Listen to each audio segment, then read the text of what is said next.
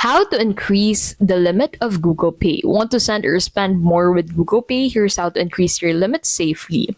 So first, go to settings and then open payment methods and verify your identity with a government ID. Once verified, your weekly or daily limits increase significantly depending on your region. Remember, your bank or UPI provider sets its own limits. Even if Google Pay allows more, your bank may cap transfers. For example, 1 lakh per day in India or $1,000 per week unverified in the US. In some regions, Google Pay offers tiered limits. Upgrading to a higher tier requires billing setup or deposits, unlocking larger monthly caps. Link your Google Pay account to Apple Pay or Google Wallet. Some cards allow higher limits when processed through wallet integrations. And that is how to increase the limit of Google Pay.